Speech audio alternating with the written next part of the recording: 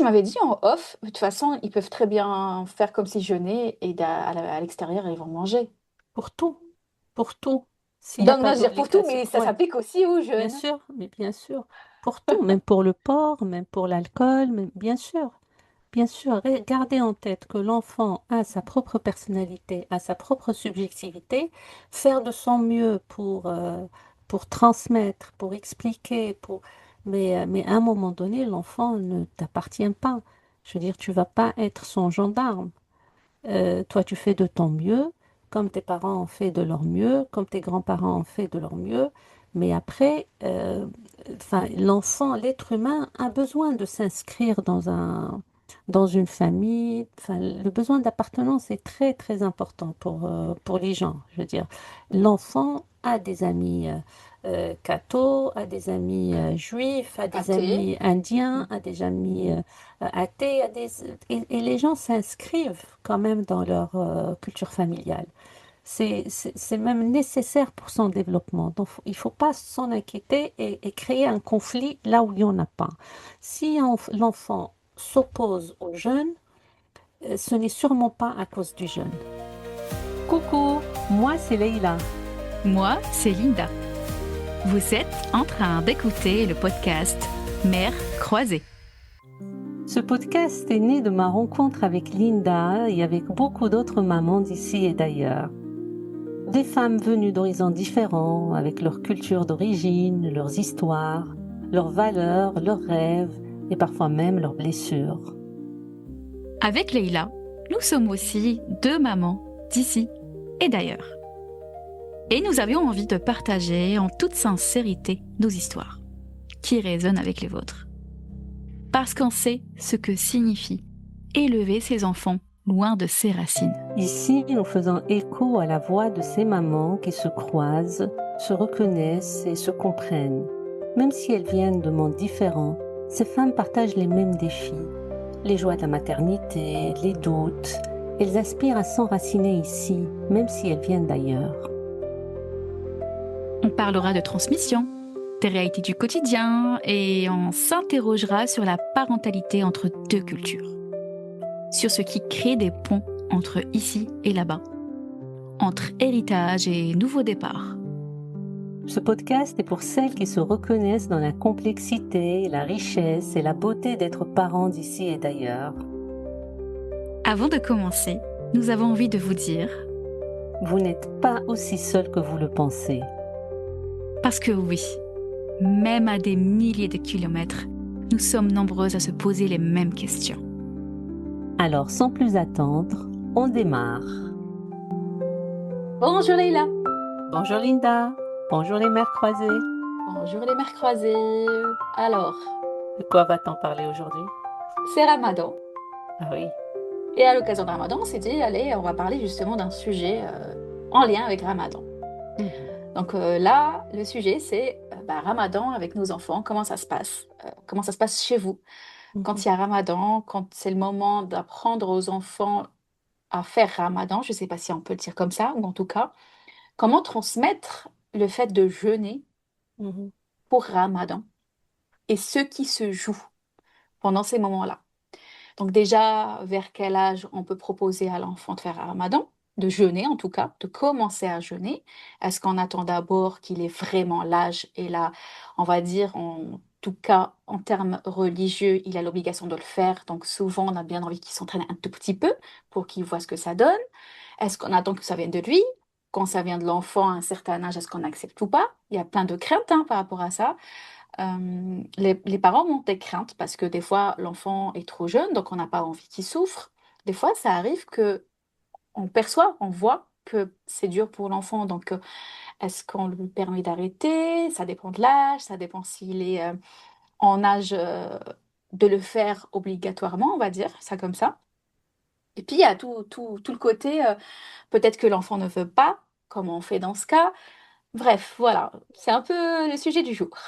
Oui, c'est les questions que se posent les parents, surtout les parents d'enfants pubères ou juste après pubères, parce qu'ils se disent, oui, à la puberté, ça va être obligatoire.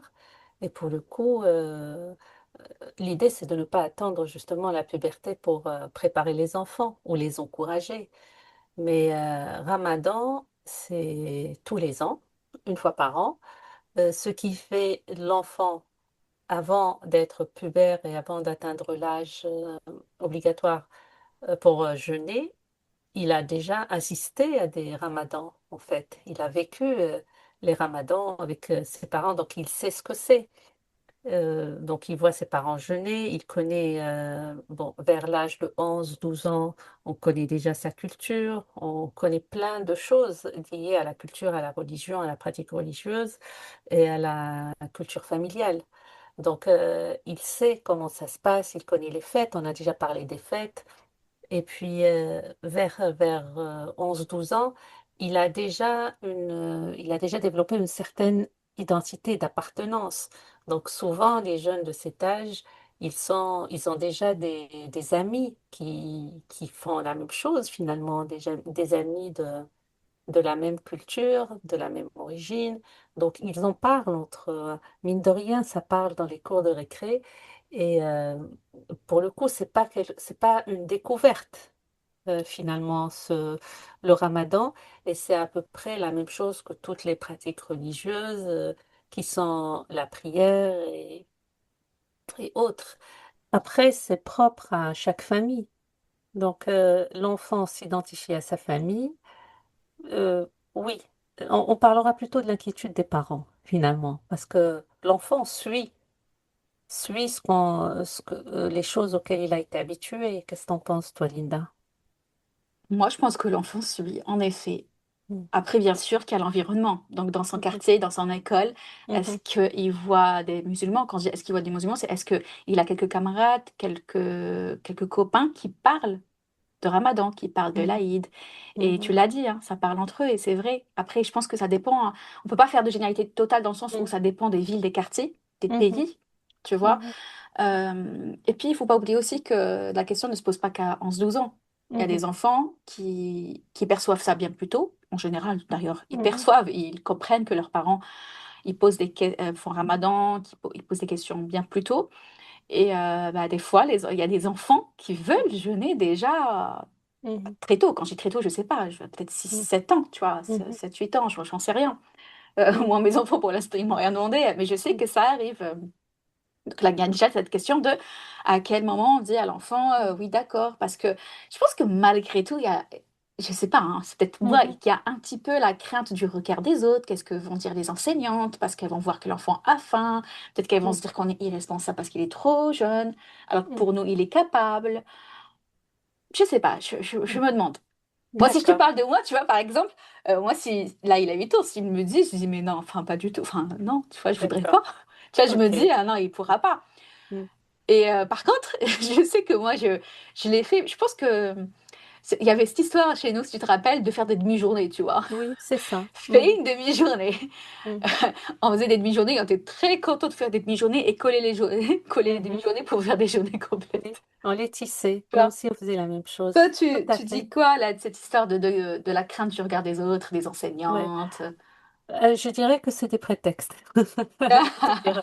Non, vraiment, je vais te dire Vas-y. quelle est la crainte principale des parents, en tout cas celle Mhm. que je rencontre, c'est c'est la peur que l'enfant ne soit pas assez bien nourri. Aujourd'hui, il y a une sorte de paranoïa chez les parents qui ont peur que l'enfant ne mange pas assez, que ça influe sur sa croissance. Donc, il y a cette inquiétude qui n'a absolument rien à voir avec le Ramadan, mais peut-être aussi parce qu'il y a le jeûne. Mais en tout cas, il y a cette inquiétude qui précède ou qui n'est pas forcément liée au Ramadan. Ah, c'est pas mon cas, je te rassure. Mais non, mais je te Parce que parle. je sais très bien que les enfants, quand ils veulent pas manger quelque chose qu'on prépare, ils vont sauter le Voilà. repas sans aucun problème, hein, tu Non, moi, vois. voilà, je te dis Donc, vraiment ce que vas-y, je dis-moi. rencontre Oh vraiment, oui. c'est voilà, cette peur que l'enfant saute un repas ou que l'enfant ne mange pas assez. Et donc, ça veut dire que le parent ne fait pas assez pour l'enfant. Donc, il y a déjà ça. La deuxième, je dirais le deuxième critère, c'est les parents ici sont un peu perdus parce que nous, on vient d'un pays où il y avait quand même certaines pratiques, certaines, enfin, le planning de tout le pays change pendant le mois de Ramadan. On a des horaires aménagés, on sort, on commence l'école plus tard, on sort plus tôt, c'est des journées courtes, c'est des journées continues. Donc l'enfant, sans même se rendre compte, il est là-dedans. Tu Oui. vois, et puis ça parle, et puis voilà, ses camarades ou ses voisins, ses cousins qui font déjà Ramadan. Mais donc, si on se base sur, on va dire, notre savoir-faire par rapport à cette question de Ramadan, euh, on commençait jeune, on commençait à partir de 6 ans, Mhm. mais on faisait pas les journées entières. Justement, on faisait les demi-journées, mais les parents n'étaient pas contre, n'avaient pas cette peur que l'enfant va mourir de faim ou qu'il va être déshydraté. C'est vrai qu'aujourd'hui, on est un petit peu alarmé avec tout ce qu'on entend.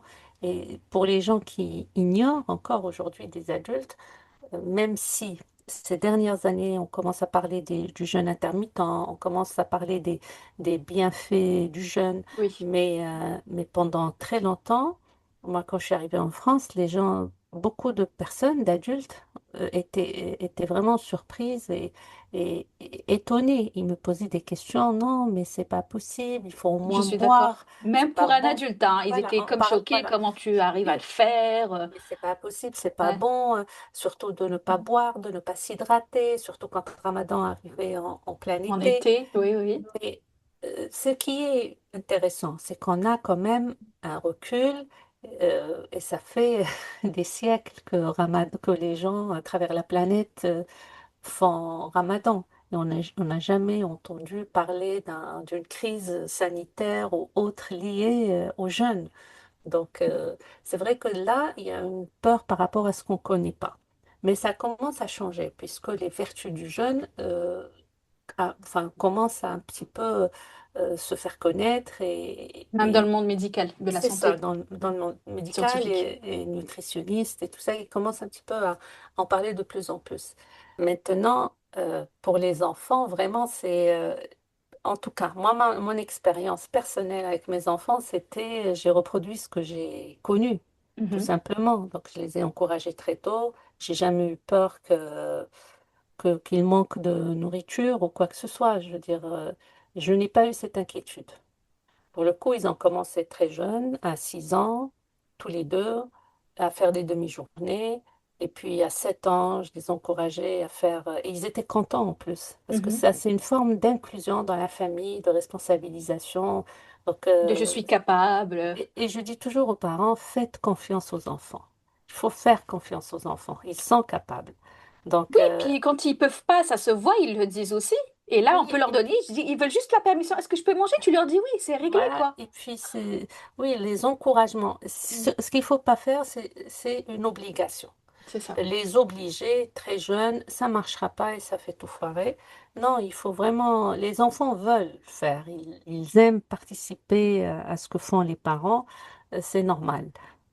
Et il faut les encourager. Il ne faut pas avoir peur. Quand ils veulent, quand ils demandent, il faut les encourager. Comme ça, ils testent eux-mêmes, ils testent leurs capacités. Donc, un enfant qui jeûne à 7 ans, à 8 ans, c'est pas un problème. Il peut jeûner. Moi, avec mes enfants, je les encourageais à jeûner le week-end. Mm. Je leur disais comme ça, si vous êtes fatigué, il n'y a pas d'école. Donc, je pense qu'à 6 ans, ils faisaient peut-être les demi-journées ou peut-être qu'ils avaient fait une journée ou deux. Mais c'était les week-ends au début. Après, je pense que c'était mon fils qui voulait faire dans la semaine. Et comme à l'école, ça posait pas de problème, donc parce que l'école aussi a une responsabilité. Donc, il y a certaines écoles qui s'inquiéteraient à voir un enfant qui ne mange pas. Donc, souvent, ils communiquent avec les parents. Mhm. C'est une question de responsabilité. Mais bien sûr, ils vont pas obliger un enfant qui veut pas manger. Je veux dire, même en dehors du ramadan, personne n'a la possibilité d'obliger un enfant à manger, à moins que sa vie ne soit en danger. À ce moment-là, pour les cas Mhm. d'anorexie, ils sont hospitalisés. Mais, euh, mais on peut pas obliger un enfant à manger parce à ce moment-là, on développe un rapport à la nourriture qui n'est pas sain. On Mhm. peut pas Mhm. forcer. Voilà. Donc, personnellement, dans mon expérience personnelle, j'ai fait comme ce que je savais. Tout simplement, encourager. fêter, vraiment fêter Mhm. quand ils arrivent, la première fois où et l'un et l'autre, ils ont fini la journée, voilà, c'était dans l'encouragement et ils ont voulu nous ressembler, tout simplement.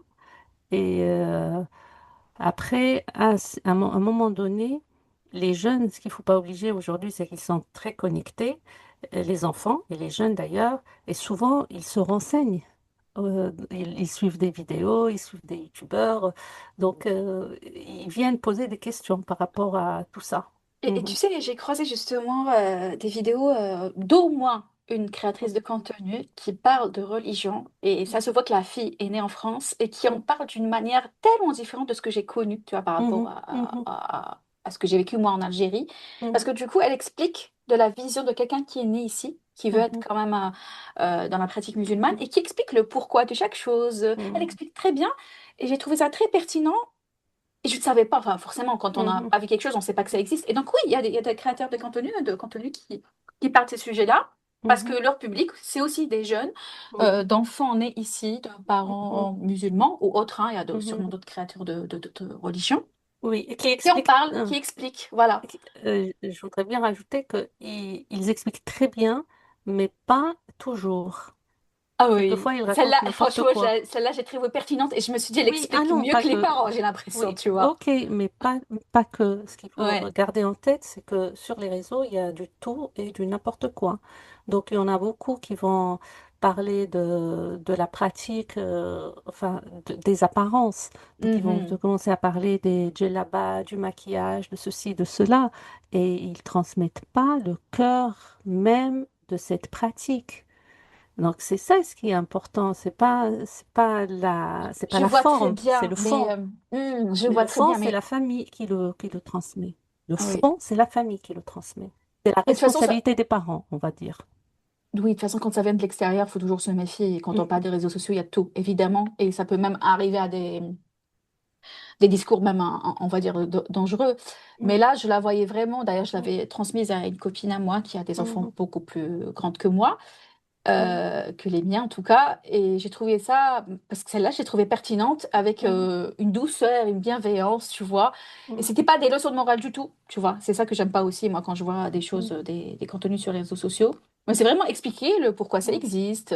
mhm, Je sais plus, hein, parce que j'ai pas non plus regardé des tonnes de mhm, vidéos d'elle, juste quelques-unes pour voir le style. Et j'ai trouvé ça quand même intéressant parce que je pense que certains ados, certains jeunes adultes mhm, ont ce manque d'explication parce que les parents ne savent pas forcément expliquer. Tu sais, quand tu es né dans un truc où c'est une évidence, mhm. c'est comme si des fois tu savais pas trop expliquer la chose, tu vois? Oui. Non? Si, mais ce qu'il Ouais. faut faire, en tout cas, ce que je conseille les parents d'ici et d'ailleurs, de faire quand ils savent pas, c'est trouver des correspondances dans la culture où ils sont. Quand on parle de Ramadan, par exemple, il y a le carême, il y a plein de pratiques. D'ailleurs, Mhm. c'est ce qui est écrit dans le texte, c'est Kutiba alaykum as-siyam kama kutiba ala alladhina min qablikum. Ce qui veut dire que le Ramadan, le jeûne n'est pas une invention musulmane. Le jeûne existait Oui. avant l'islam et il a toujours existé. Donc, toujours commencer par là. Lorsque vous voulez introduire ou expliquer une pratique religieuse ou autre, même spirituelle, ou une tradition dans un pays d'ailleurs, enfin, quand vous venez d'ailleurs et que vous êtes dans un pays d'accueil, il faut toujours chercher dans le pays d'accueil une analogie ou une correspondance comme une porte d'entrée pour Mhm. inclure, parce que le plus important, c'est vraiment inclure, l'inclusion. C'est trouver, moi Ouais. je répète toujours le vivre ensemble, les valeurs du vivre ensemble. Ce que j'allais dire, c'est que tu avais parlé du fait que de toute façon, ça vient de nous parce qu'ils viennent avec nous, donc ils voient, ils veulent être comme nous. Ça, c'est complètement vrai, Mhm, hein. Je le vois avec mes enfants maintenant qui commencent à grandir un petit peu.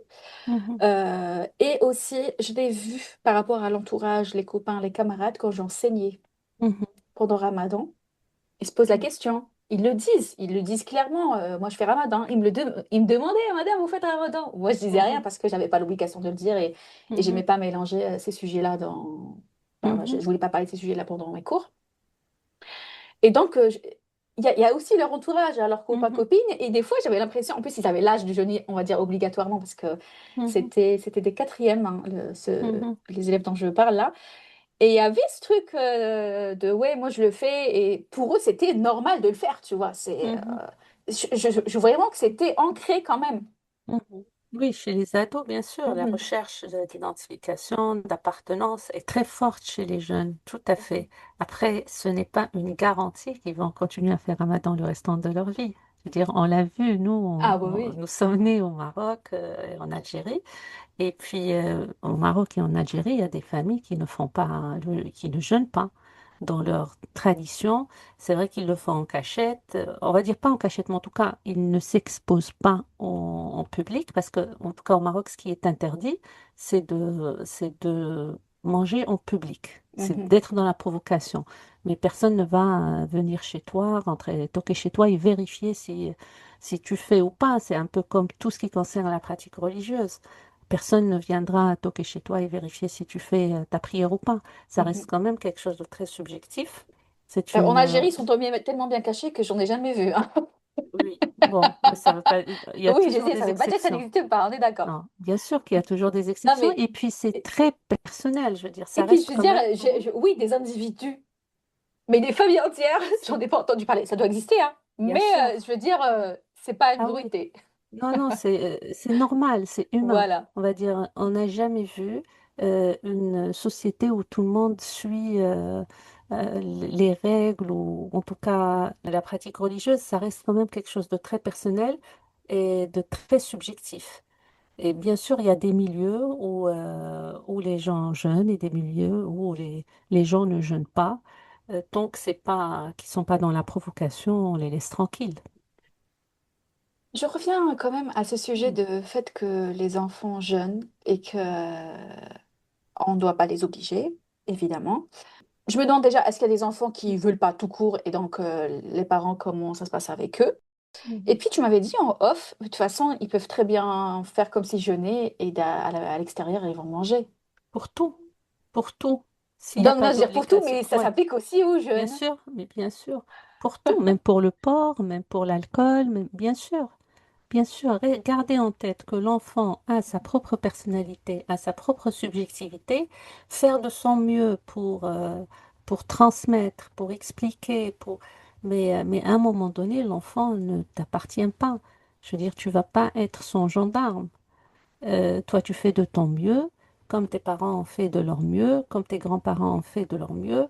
Mais après, enfin, l'enfant, l'être humain a besoin de s'inscrire dans une famille. Enfin, le besoin d'appartenance est très, très important pour les gens. Je veux dire, l'enfant a des amis cathos, a des amis juifs, a des Athée. amis indiens, a Mhm. des amis athées, et les gens s'inscrivent quand même dans leur culture familiale.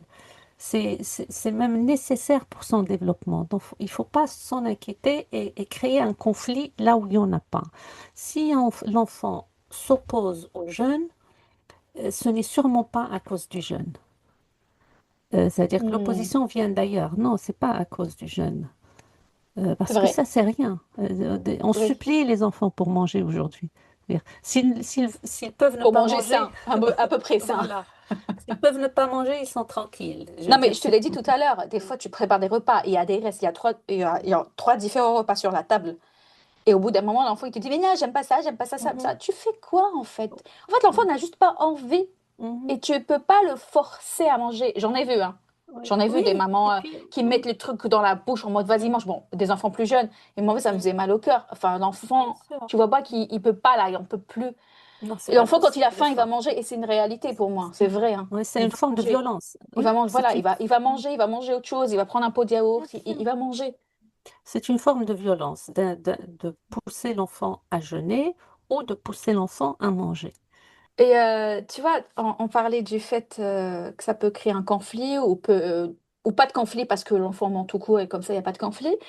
Et tu dis que l'enfant ne nous appartient pas. Ok, d'accord. Encore une petite Mhm, leçons, là, tu vois. Mais mhm, je me place du côté, on va dire, des mamans, mhm, des parents, parce que c'est pas que les mamans, pour qui? la religion est très importante. Pour qu'il y ait spiritualité, le fait d'appliquer certains préceptes de la religion Mhm, sans... Enfin, je sais pas quel est le mot pour dire plus que important.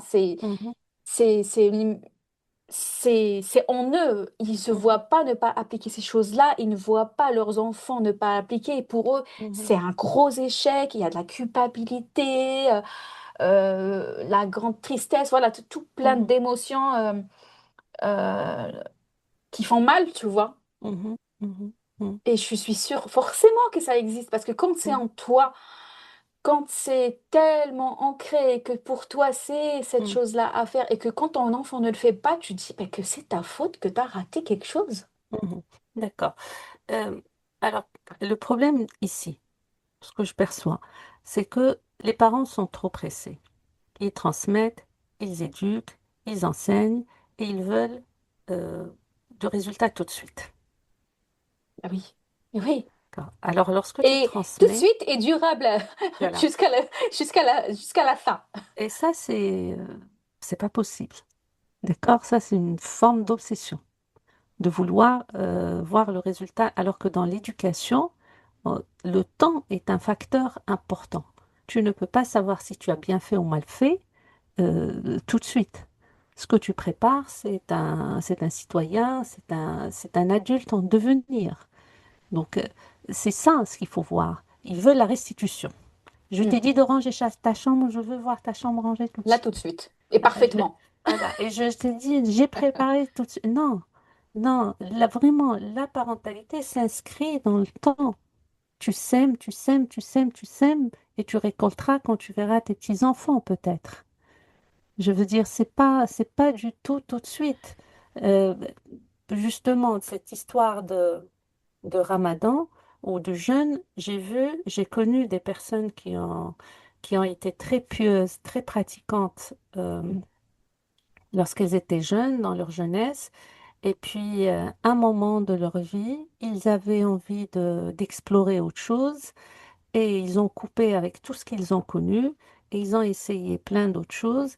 Et après, un certain moment dans leur vie, les choses sont revenues, ils sont beaucoup plus apaisés, et ils ont développé un nouveau rapport avec ce qu'on leur avait enseigné Mhm. différemment. Ils se le sont, cet enseignement, ils se le sont approprié à leur manière. C'est pour ça les parents pour qui la religion, la pratique, une certaine forme de spiritualité est importante, ils n'ont qu'à l'être. Parce que oui, bien sûr, la cohérence est importante, C'est ça. l'authenticité est importante. Et puis bien sûr, l'enfant prend, même s'il ne restitue pas sur le Il, champ. il prend parce que Mm, forcément, s'il te voit, on a parlé du fait de faire plutôt que de dire, il te voit faire Ramadan, il va t'attirer, il voudra essayer, faire, voir ce que ça fait, etc. Tu peux pas, encore une fois, pareil, demander à ton enfant de faire la prière alors qu'il te voit pas faire la prière. C'est pareil, finalement, tu vois. mais je veux dire, le faire pour soi, pas pour les autres, Oui, et que ni quand il pour. va te faire, eh ben déjà, ça fait partie un petit peu de son environnement, il perçoit, et puis Mhm. l'intérêt vient, et puis... Et puis il pose des questions Mhm. et il n'est pas tout le temps d'accord avec ta réponse. Et ça ne veut pas dire qu'il est opposé à toi, ça veut dire qu'il développe sa propre réflexion. Donc, et puis, bien sûr, si tu dis à ton enfant non, parce que c'est comme ça, je fais Ramadan et parce que c'est comme ça, c'est une obligation. Et moi, je me suis jamais posé la question et j'ai fait que ce que faisaient les autres. Aujourd'hui, les jeunes ne peuvent pas se contenter de cette Mhm. réponse. Donc, à toi aussi de faire une introspection sur ce que tu fais et comment tu veux le transmettre et comment tu veux l'expliquer et te poser. Ça, c'est le génie des enfants. Il nous pousse réellement à nous poser la question. Les enfants Oui, sont les rois. du euh, pourquoi. Le roi du Pourquoi? pourquoi. Mais bien sûr, ils voient Ouais. les incohérences. Ils ont Mm. vraiment envie. Ça veut dire qu'ils s'intéressent. Quand ils te posent des questions qui te paraissent juste des fois provocantes ou autres, ça veut dire que ça les intéresse. Ils ont envie de comprendre. Moi, je me rappelle dans ma petite enfance, on me disait, oui, on jeûne parce que on doit penser aux pauvres qui n'ont pas à manger, donc et qui restent pendant plusieurs jours ou toute la journée, qui vivent avec un seul repas dans la journée. Donc, on doit se mettre à leur place et comprendre un petit peu ce qu'ils ressentent. Aujourd'hui, c'est pas ça ma conviction. C'est vrai que quand j'étais petite, très longtemps, pour moi, le jeûne servait à ça, à se mettre à la place des pauvres. Aujourd'hui, bien sûr, avec le temps, j'ai compris l'importance du renoncement, j'ai compris l'importance de cette expérience de jeûne, de comment renoncer à la pulsion, comment essayer de gérer la pulsion, la faim, et que c'est un exercice et c'est quelque chose qui nourrit. Puis maîtrise sur Après, soi. super spirituel. Après, bien sûr, j'ai appris tous les bienfaits du jeûne. Et est-ce En termes de que santé. aujourd'hui, bien sûr, et je dis, c'est la vidange, c'est le mois de la vidange du corps. Et voilà, donc on change aussi, on s'approprie les choses en fonction de notre maturité.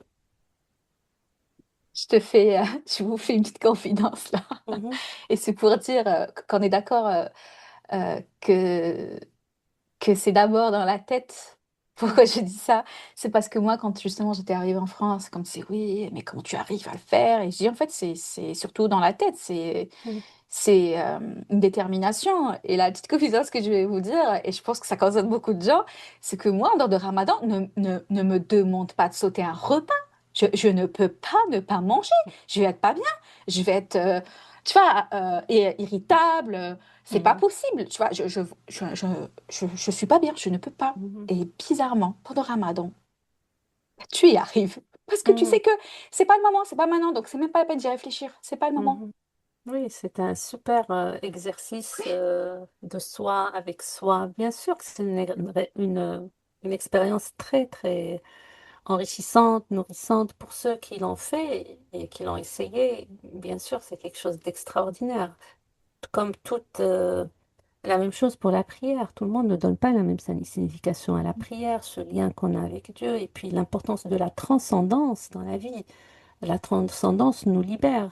Donc, comment tu t'appropries ta religion aussi, c'est un chemin, c'est un cheminement. Et c'est pas juste. Et aujourd'hui, les jeunes, les enfants ne peuvent pas se contenter de c'est comme ça et je discute pas. Oui. Ils se contentent plus de ça. Donc, ils nous poussent aussi à aller un petit peu creuser au fond de nous et à questionner nos croyances. Et tout ce que cette croyance ou cette pratique nous a permis ou nous permet tous les jours. Et puis, c'est vraiment très subjectif. Chacun le vit à sa manière.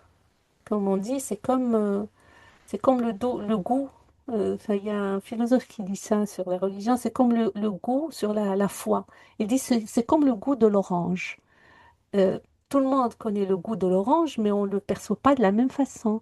L'orange est là, et puis voilà, c'est un peu comme le goût de l'orange. C'est très, très subjectif. Personne ne saura dire exactement ce que c'est que le goût de l'orange. Hmm. Eh oui, mais c'est vrai que vivre Ramadan, en fait, c'est quand l'enfant, bah, il vit avec toi, il voit que tu jeûnes, donc il a envie d'essayer, forcément. Et nous, en tant que parents, on transmet ça de par le fait qu'on le fait. Mhm, J'essaie de résumer, tu vois. mhm, Et donc, nous, dans cette transmission, déjà, il y a la transmission de, enfin, l'enfant voit à quel point ça peut être facile, pas mhm, facile, difficile, extrêmement difficile. Dans quelle humeur on est, parce que Ramadan, c'est pas qu'une histoire de pas manger, pas boire. mhm, Donc, dans quel état d'esprit on est. Donc, tout ça, ça se transmet. mhm, Et je me demande aussi, je bifurque vers autre chose, mais quand même, parce qu'on a parlé d'un sujet qui parle aux parents, quand il y a des parents qui ont des visions différentes. Mais là, je parle vraiment de parents, et ça existe aussi, où on a un qui jeûne et un qui mhm, jeûne pas. Je pose un peu quelques briques et tu me dis, mhm, il y a déjà, est-ce que les parents se sont mis d'accord sur un petit peu la vision d'éducation qu'ils veulent donner à leurs enfants côté mhm, religion? Il y mhm, a le fait que l'enfant veuille tester. Et derrière, forcément, il a deux modèles. Donc, il va mhm, falloir à un moment donné qu'il va suivre l'un ou mhm, l'autre. Et puis mhm, peut-être qu'il va repartir vers le deuxième qu'il n'a pas choisi. J'en sais rien. Je te mhm. laisse, je sais pas, en Oui. parler. Et surtout, est-ce que tu as connu voilà, des familles comme ça et comment ça se passe? Mhm. En général, euh, dans ces cas-là, bien sûr, les parents doivent parler avant Mhm. ils ont deux pratiques religieuses différentes ou, enfin, oui, bien sûr, les parents parlent et de ce qu'ils transmettent à leurs enfants. Après, moi, je dis toujours que l'enfant, il faut pas qu'il y ait d'opposition. Il faut pas mettre l'enfant au milieu. Mhm. Parce que si les parents ne sont pas d'accord sur un sujet, ce qu'il faut éviter, c'est de mettre l'enfant au milieu. Euh, le désaccord n'est pas, on va dire, le désaccord, c'est pas un problème. Ce n'est pas on n'est pas obligé d'être d'accord sur tout. Ce qu'il faut, c'est être cohérent, être authentique et cohérent et dire pourquoi c'est important pour toi. Chaque parent doit avoir cette possibilité d'exprimer son point de vue Mhm. et, éviter que ça devienne un problème, respecter la différence, se respecter. Voilà, dans ce cas-là, c'est vraiment le respect. Ce n'est pas ma religion est meilleure que la tienne ou ma pratique est meilleure que la tienne. C'est voilà, nous sommes deux personnes, nous nous sommes rencontrés, nous avons des choses qui nous unissent, qui ont fait qu'on est ensemble et qu'on a fait des enfants ensemble. Voilà ce que je peux moi, transmettre de ma culture à mes enfants. Voilà ce que toi, tu transmets. Et puis, il y a des enfants qui sont bien dans les deux. Bien sûr, ils testent, même lorsque les parents sont d'accord.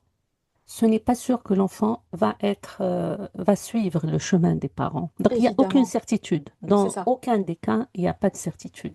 Bah déjà, quand les deux parents sont de la même religion et il n'y a pas de Mm. certitude, j'ai envie de te dire, Bien sûr. ah, Mm. parce qu'on en connaît hein, des familles où tu as plusieurs enfants et chacun, Mhm. enfin, je sais pas si j'en connais, mais moi j'en connais, Oui. chacun est d'une religion différente, tu te dis comment Bien c'est sûr, possible, ou mais c'est comme ça, voilà. s'approprie la religion à sa manière. Dans Mm. la même famille, les gens ont la même religion, mais ils n'ont pas la même pratique de la religion. Ils ne s'approprient pas la religion de la même manière. Il y en a qui sont plus dans la spiritualité, d'autres beaucoup plus dans la pratique. Donc, Oui. c'est pas le même sens pour les uns et pour les autres. Maintenant, on voit aussi beaucoup de jeunes français non musulmans qui jeûnent avec leurs camarades, qui Ah, ont envie je savais d'essayer. pas ça. Bien sûr qu'il y en J'aurais a. dit petits amis, petits copains pour tester, Pe- mais, Petits copains, petits amis amis aussi. et copains, des Ok. potes aussi qui jeûnent avec leur... Parce que le jeûne existe dans les autres cultures. Ce n'est pas particulier à l'islam. Donc, le jeûne, bah, c'est vrai on dit, souvent, on considère que jeûner et Ramadan, c'est pas la même chose. On associe le jeûne au mois de Ramadan, alors que les musulmans jeûnent toute l'année. Pas que, enfin, il y en a qui jeûnent, Ils peuvent jeûner toute ils l'année. peuvent, Il y a voilà, toute d'autres gens. l'année. Mhm. Après, c'est vrai, le mois de Ramadan, c'est le mois où tout le monde, tous les musulmans du monde jeûnent en même temps, comme le carême. Mais oui, il y a des non-musulmans qui jeûnent. Il y a des non-musulmans qui font les mêmes traditions. J'avais un voisin il y a vraiment très longtemps qui adorait le mois de Ramadan parce qu'il allait faire tous les jours les courses dans les marchés et il achetait les mhajab, il achetait les dates, il avait sa table pendant le mois de Ramadan comme les musulmans qui jeûnent. Mhm. Donc, c'est quand même quelque chose qui n'appartient pas aux musulmans. Et vraiment, c'est quelque chose qui n'appartient pas aux musulmans. Parce que dans le texte coranique, le jeûne, et, enfin Dieu, dans le texte coranique, il s'adresse aux gens. Et dit pas le musulman. Il dit pas le musulman, il dit nas. Et c'est vraiment, c'est un vieux monsieur dans le nord du Maroc qui m'a fait cette réflexion. Enfin, qui me l'a pas fait, mais qui a fait à mon oncle, parce que c'était un Suédois qui avait un poste au Maroc, et puis il a décidé de prendre sa retraite au Maroc. Donc, il est resté, et puis il jeûnait. Il a toujours jeûné, il n'était pas musulman. Et un jour, il y a un oncle qui essayait de le taquiner. Il disait, mais toi, pourquoi tu jeûnes? Tu n'es pas des nôtres. Et ce Suédois a répondu avec le texte coranique en disant, non, mais Dieu a prescrit, entre parenthèses, le jeûne à- aux, aux humains Mhm. pour leur bien, parce que c'est ce qui était... وَهُوَ خَيْرٌ لَكُمْ. Mhm. d'accord, pas, mais c'est même pas pour lui, pas pour Oui. Dieu, mais pour la santé, c'est vraiment là, moi je suis persuadée que c'est la vidange du Mm. corps, c'est la visite qu'on fait comme Et, pour la voiture. et d'ailleurs, personnellement, tu me dis si ça te fait Mm, cet effet, à chaque fois, je me dis, mais en fait, d'habitude, le reste de l'année, mais qu'est-ce qu'on passe notre temps à manger? mhm, On fait que ça. mhm. Ouais, Tu vois, t'as l'impression que ça fait trop mm, et que ça te libère du temps, même si mm, en cuisine, peut-être mieux, mais mm, honnêtement, on sent une libération de temps et que d'habitude, on fait que ça, manger, mm. cuisiner, manger, laver la vaisselle, enfin, tu vois, ça... Oui, Mm. oui. Moi, chaque ramadan, je me dis, pour les ramadans, je me réveille à l'aube, un peu avant, Mhm. pour préparer ce repas. Et chez ma famille au Maroc, mes parents se réveillaient, on se réveillait presque tous. Et ma mère préparait ce repas. Et donc on se rassemblait autour de ce repas très, très matinal, très tôt à l'aube, et avant le lever du jour, une petite demi-heure avant le lever du jour. Chez moi ici, je suis la seule qui le fait. Mon mari préfère dormir et les enfants aussi. Mais moi, j'ai tout le temps, c'est vraiment le truc que j'ai gardé. Mhm. Je ne me vois pas faire le ramadan sans ce réveil matinal. C'est vraiment un rituel. Et chaque ramadan, je me dis, ça y est, maintenant, je vais poursuivre ce rituel de me lever à l'aube. C'est génial. Il y a une sérénité. On peut faire plein de choses tout le matin, machin. Et je me rendors pas. Vraiment, Mhm. ma journée commence très tôt. Et je ne réussis jamais à le faire. Après Ramadan, je reprends mes anciennes habitudes. Et c'est vraiment un truc que je regrette. Oui. J'aurais souhaité pouvoir continuer sur ce rythme-là en dehors du Ramadan, mais après, je Mhm. n'arrive pas à poursuivre. Je repense donc au sujet, je repars à Ramadan, Mhm, les enfants. Euh, Est-ce que le fait justement d'avoir tous ces rituels, enfin je pose la question en même temps, mhm, des fois la réponse elle a l'air évidente, d'avoir un rituel spécifique justement au Ramadan, que ce soit pour l'aube ou l'heure du mhm. repas du soir, ça ancre cette envie de faire Ramadan. C'est sûr, c'est le rôle des Oui. rituels, bien Hein? sûr. Mhm. Ah ouais. C'est pour ça que je pose la question, je me dis, mais en fait la Ah réponse elle a oui. l'air tellement évidente. Oui. Mhm, bien sûr, Hmm. oui, bien sûr. Les enfants attendent avec impatience qu'on pose les plats du Ramadan. Et puis c'est vrai que chez Bakia, par exemple, c'est que le Ramadan. C'est pas... Après, les enfants changent, on va dire, leur goût change. Il y a des Mhm. choses qu'il aimait avant et qu'il n'aime plus maintenant. Mais oui, ce rituel et puis de tout, manger tous ensemble à cette heure-ci où tout le monde a faim, parce que souvent, aujourd'hui, c'est rare qu'on mange quand on a faim. Les enfants grignotent toute la journée, et puis tu poses, et puis il y en a qui veulent pas manger. Enfin, Mhm, c'est ça. mais c'est un mois où tout le monde mange en même temps, quoi. C'est très agréable. Il y Mhm. a les odeurs spéciales de Ramadan. Mhm. Ah oui, oui, les odeurs, ça c'est... Wow. Moi, quand j'étais à Londres, j'avais passé un ramadan à Londres, et j'adorais me balader dans un quartier maghrébin, parce que je sentais cette odeur des harira, des Mhm. plats. Vraiment, dans le quartier, on sentait cette odeur, c'était magnifique. Ouais.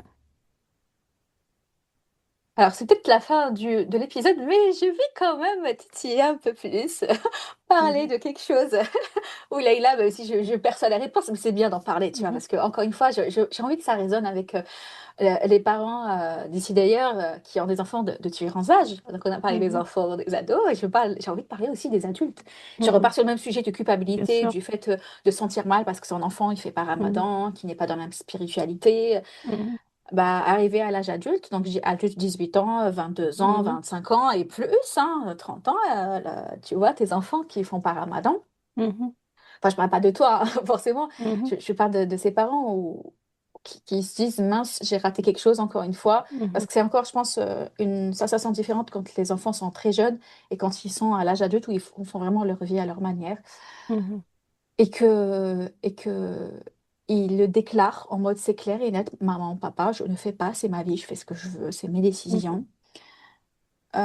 J'ai envie qu'on puisse s'adresser à ces parents-là, quelque part les rassurer, parce que je sais qu'il y en a qui sont convaincus qu'il y a une punition divine du fait de ne pas avoir réussi d'inculquer les préceptes et les pratiques spirituelles, Mhm. donc Ramadan, la prière et autres, à leurs enfants. Et Mhm. donc, non seulement il y a de la culpabilité, mais il y a aussi une sorte de crainte et un poids lourd Mhm. de la défaite de cet échec-là. Mhm.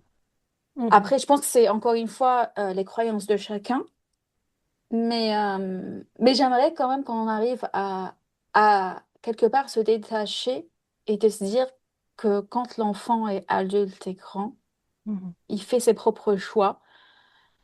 Finalement, peu importe comment on a fait, les efforts qu'on a fait, on a fait notre possible, tu vois. Mhm. On fait notre possible.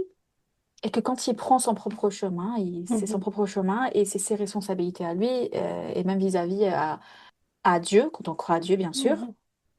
Et toi, c'est quoi le message que tu veux transmettre à ces parents-là? Ben, quand tu me dis, lorsque j'entends, Mm. quand ton enfant grandit et vient te voir en te disant, c'est ma vie, et tu l'as présenté comme une confrontation, ça veut dire il vient te confronter et te le rappeler. C'est déjà, comment dire, c'est mieux que ce soit toi qui lui dise à 18 ans, maintenant tu as grandi, tu as tes propres responsabilités, et que tu te le dises toi-même, au lieu que ce soit ton enfant qui vient te rappeler que... Ah, là, je te coupe tout de suite, hein. Mhm, mhm, La plupart des mamans d'ici mhm, d'ailleurs, en tout cas de la communauté maghrébine, je doute qu'elles disent, la plupart, je mhm, dis pas toutes, qu'elles disent ou qu'elles veuillent dire en tout cas mhm. à son enfant. Mon enfant, tu as 18 ans, tu fais tes propres choix. C'est quelque chose avec Mais, lequel on a du mal quand même, surtout à mais 18 au ans, moins hein. se le dire, au moins se le dire.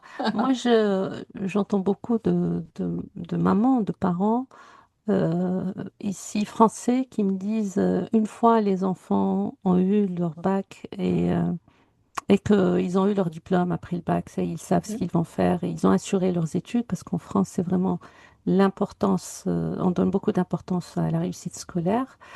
Euh, ils me disent, enfin, j'ai le sentiment du devoir accompli. Mhm. J'ai fait ce que j'avais à faire et maintenant il vit sa vie, il va faire ses erreurs, mais Il peut moi être j'étais là. autonome, il peut, voilà, il a Voilà. son propre salaire, voilà. J'ai plus à Ça gérer, y on est, va dire. ils disent vraiment cette Mhm. expression, le sentiment du devoir accompli. La question à poser, c'est à quel moment les parents maghrébins, d'origine maghrébin, ont le sentiment du devoir accompli. Souvent, lorsque les enfants se marient. En tout cas, c'est ce que j'entends. Dès que l'enfant, le fils ou la fille se marie, là, on sent chez les parents qu'il y a cette, on sent ça, ce sentiment du devoir accompli. Et tu vois, Mm, le truc, c'est que souvent, ils se mm, marient pas très, très jeunes. c'est Bon, ça. il y a quand Mm, même, hein, ça revient un peu par mhm, rapport à il y a ouais, une dizaine d'années, on va dire. ouais, Bah, s'ils se marient à 30 ans, voire oui, même à c'est ça. 40, on fait Oui. comment? Oh là Mm. là. Et Et en plus, puis je mhm, m'excuse, hein, mhm, c'est mm, dur pour la maman parce qu'elle continue, elle se rend pas compte, mais ça reste dur même si elle se rend pas compte. mm, Mais pour l'enfant, qui est un adulte, ouais, 30 ans et ouais, plus, et je parle, et encore même à partir de 25 ans, ça commence à mm, clairement à être dur. Et quand on est à 30 ans, qu'on n'est pas marié, qu'on a sa maman qui veut un ouais, petit peu imposer sa vision des choses de la vie, mm, qui ne nous considère pas comme un adulte, et c'est vrai ce que tu dis, hein, mm, parce que je l'ai déjà entendu, tant que ils ne mm, sont pas mariés, tant qu'elle n'est pas mariée, c'est moi qui décide, je l'ai déjà oui. entendu. Et même, il le verbalise Oui, lorsque je l'ai déjà l'enfant... entendu, c'est pour ça que je te le dis. Hmm, Ah, mais je veux dire, il le verbalise de la même manière lorsque la fille est mariée ou le fils est marié, les parents disent maintenant je suis tranquille. Ils le oui, disent souvent à c'est l'enfant. vrai, Tu vois, c'est même s'ils ne le disent pas à 18 ans, mais dès qu'il est marié, ils disent, enfin, une façon de dire le sentiment du devoir accompli. c'est Maintenant, vrai. je suis rassurée pour toi. Ils le Oui. disent hein, souvent. Mhm. Donc, les parents qui s'inquiètent.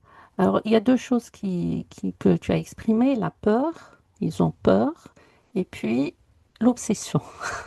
J'ai fait, je vais avoir donc je veux voir, je veux cette médaille. Je veux voir de mes propres yeux, je veux voir ma réussite.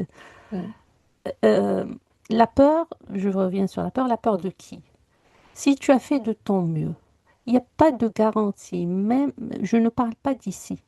Je parle des parents qui sont dans un pays musulman où tout le monde pratique et ils ont fait, non seulement eux, mais l'école a suivi, la famille a suivi, Hmm. le voisinage a suivi. Et, enfin, la Les mosquée a copains. Mhm, suivi, les mhm, copains ont suivi, et il n'y a pas, et il y a pas de garantie.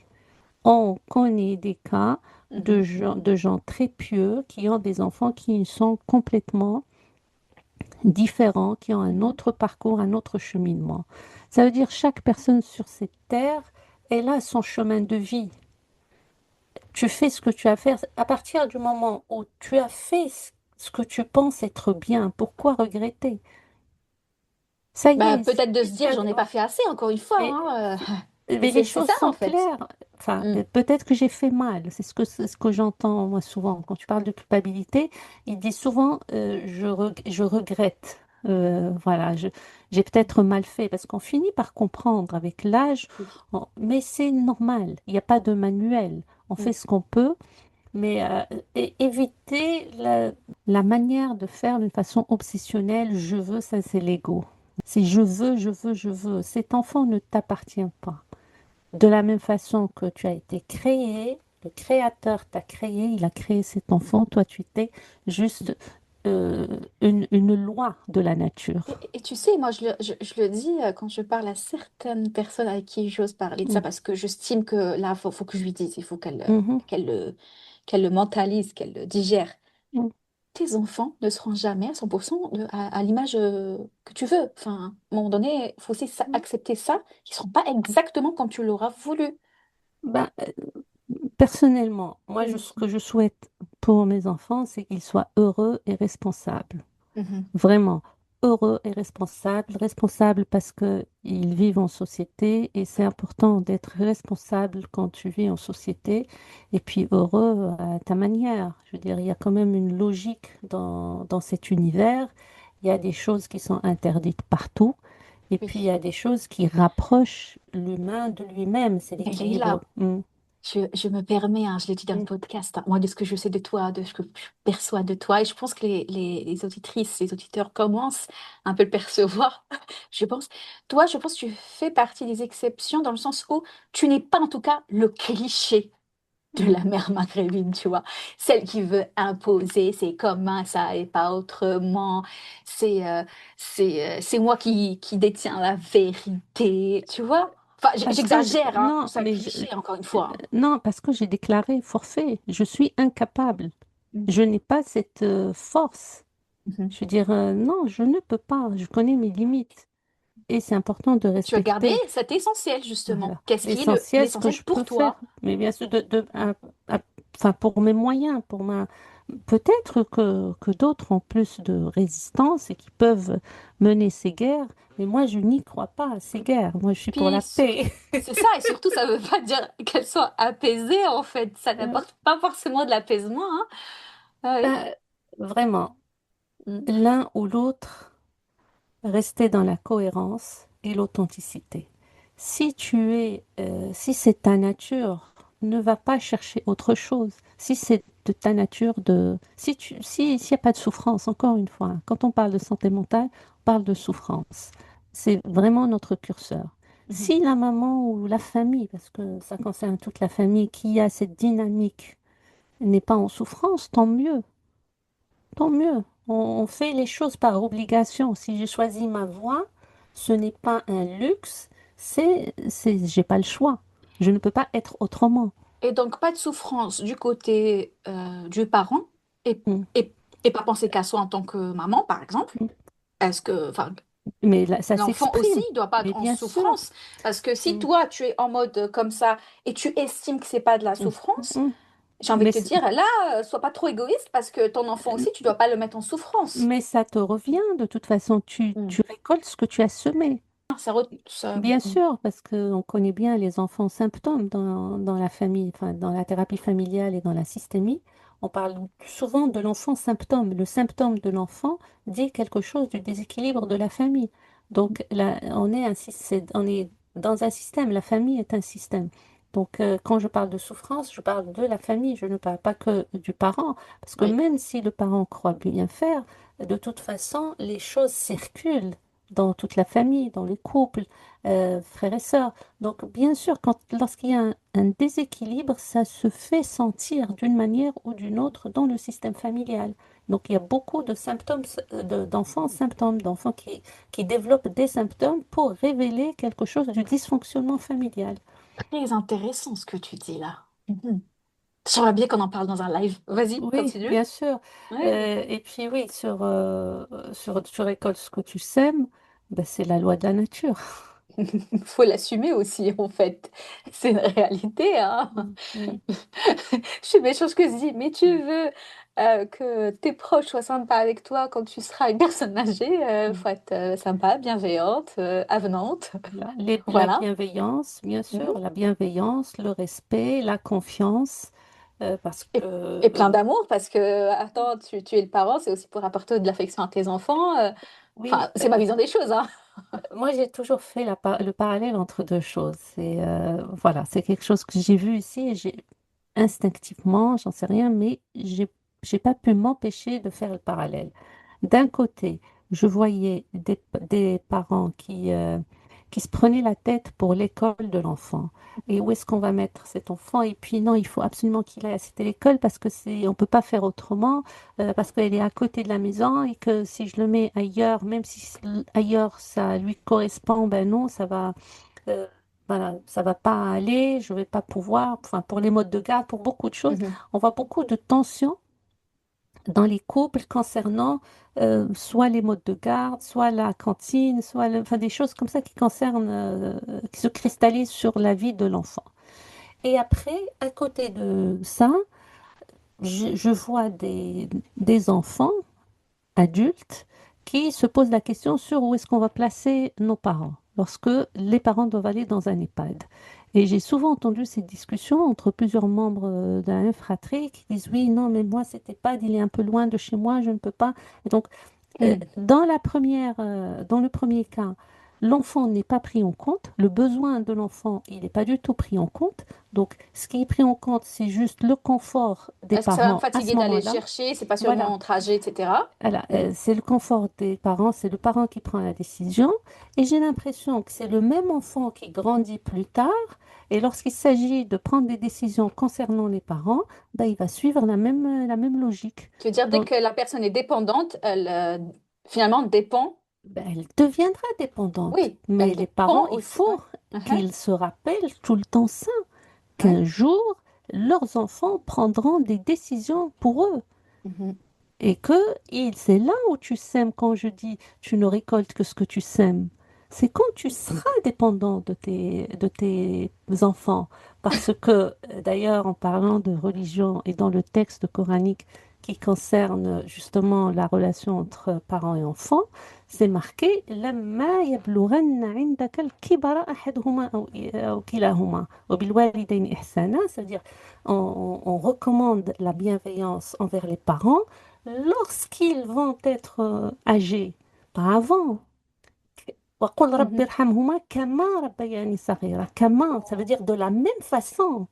كما ربياني صغيرة. De la même façon, c'est-à-dire, c'est là où je dis, tu récoltes ce que tu sèmes. Mais évidemment, oui, je suis complètement d'accord. Mais je sais que c'est pas intégré par beaucoup, encore plus par nos aînés, par les générations d'avant, où c'était des respects et point barre, peu importe ce que l'autre a fait, on va dire, comment il a été sévère, Mm. etc. On respecte, tu vois. Et ça marchait. Et Et ça oui, mais ça marchait. change quand même. Ça marchait parce que tu avais l'appui de toute la société. Aujourd'hui, Mhm. c'est plus le cas. Ah non. Ah non, Mm. non. Et parce que même si, par exemple, de nos pays d'origine, il y a pas autant ces histoires d'EHPAD et tout, mais même s'ils restent dans la même maison, bah, il y a le retour de bâton quand même, dans le sens où il n'y a pas Bien de sûr. bienveillance, tu vois. Bien sûr, il y a le Ah soin, oui, il faut oui. trouver une solution pour les parents, c'est ce qu'on dit aujourd'hui. Mhm. Et puis les frères et sœurs s'appellent, mais qu'est-ce qu'on fait? Mais qui c'est qui va faire? Voilà. Donc c'est là, c'est vraiment quand, c'est pas la question qu'ils m'obéissent à un point barre, Mhm. c'est que je suis en train de construire quelque chose. Et un jour, je serai dépendant de mes enfants. Très bien. Même s'il y en a qui disent, mais non, mais je veux pas être une charge sur mes enfants, pour mes enfants, écoutez, c'est la loi de la vie et que Oui. même si on prépare plein de choses, il reste toujours, même, même si c'était un chouïa, je dirais même si vous avez de l'argent et tout, il restera toujours un petit chouïa pour les enfants parce que c'est vos enfants et puis j'ai envie de dire, pourquoi pas, on les a fait grandir et que Non, S'ils doivent juste gérer, mais juste pour l'hospitalisation, on va voilà, appeler tes enfants c'est ça, pour pour des tout, décisions, pour voilà. des décisions, pour beaucoup de choses, bien sûr. Ça, c'est la loi de la nature, c'est la C'est loi de la ça. vie. Mhm. Et puis les enfants ont besoin de se sentir Mhm. compris et aimés par leurs parents, même si des Accepter, fois acceptés, accepter. Mhm. même si parfois pour les parents c'est dur parce qu'il y a tellement de choses à gérer, parce qu'on a nos émotions, parce qu'on a nos passés, parce qu'on a nos traumas. On fait au mieux et on montre, on peut verbaliser, je pense, hein, le verbaliser et le dire aux enfants qu'on fait de notre mieux. Et voilà, je l'ai T'en dis déjà quoi? dit, j'ai déjà Pas en dit mode avant. culpabilité, hein. Pas en mode menace et culpabilité. Vraiment, Vas-y. s'il y a une Oui. phrase à dire, c'est dire à l'enfant, c'est pas de ta faute. Ça va pas, rien ne va comme je veux, je vais mal, je ne... Mais ce n'a rien à voir avec toi. Ce n'est pas de ta faute. J'adore. Une petite anecdote, tiens, avant de finir, même si c'est pas le sujet. Mon fils, avant-hier, a décidé que c'était le moment de faire un tiramisu. Il voulait faire un tiramisu. Il a 8 ans, il peut pas faire de tiramisu tout seul. Et moi, j'étais dans un état où là, j'ai envie d'être tranquille toute seule. Genre, je ne suis pas prête à faire un tiramisu. Le papa était occupé. Enfin, donc, honnêtement, j'étais dans une émotion. Je dis, je veux pas. Je dis, je veux pas. Je veux pas. Je suis fatiguée. Je ne veux pas. Et je voyais de la peine en lui et en même temps, il est déterminé. Moi, je vais le faire, mon tiramisu, tu vois. Et le truc, c'est qu'il a jamais appris à casser les œufs de sorte à séparer les blancs et les jaunes. Et donc là, je lui ai dit, tu sais quoi? Là, je suis pas bien. Tu vois, j'ai mes émotions là, mais c'est pas de ta faute. Je l'ai dit, je lui ai dit. C'est pour ça que je suis fière de moi. Je dis, c'est pas de ta faute. C'est juste moi là, je suis pas, je me sens pas très bien. Mais je lui ai dit, tu sais quoi? J'ai regardé là le stock d'œufs. Je me suis dit, tu sais quoi, Linda? Faut bien qu'il la reprenne un jour. Là, il y en a suffisamment pour risquer d'en mélanger plein, tu vois. Et donc, on s'entraîne à casser les œufs parce que je voulais qu'il apprenne une fois pour toutes. Pour casser l'œuf, en réussissant à séparer les deux dans le sens où on casse. Parce que lui, quand il cassait, il appuyait sur la coque. Donc, le blanc et le jaune se mélangeaient instantanément, tu vois. Mais j'étais en mode, vas-y, on le fait. Et je lui dis, c'est pas de ta faute. Si je m'énerve, c'est pas toi, tu vois. C'est pas toi. C'est C'est juste ça. moi, là. Ouais. Voilà. Et Enfin. après, on était contents, tous les deux, tu vois. Parce que moi, j'ai Ouais. réussi à me canaliser et à Mhm. l'aider.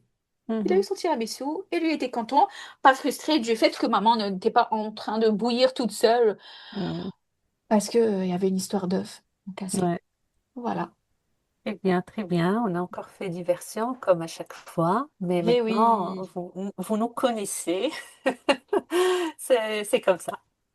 Et ben, parce que le podcast aussi, c'est des discussions, on part sur un sujet, mais forcément, Mhm. il y a plein de petites choses qui nous viennent à l'esprit. Voilà, on préfère le partager, en discuter, parce que c'est comme ça aussi que ça résonne avec vous. Ok, donc partagez le podcast avec les personnes que vous connaissez. Et puis, bon Ramadan, les mères croisées. Très bon ramadan à celles qui font ramadan. À On se bientôt. dit à la semaine prochaine même.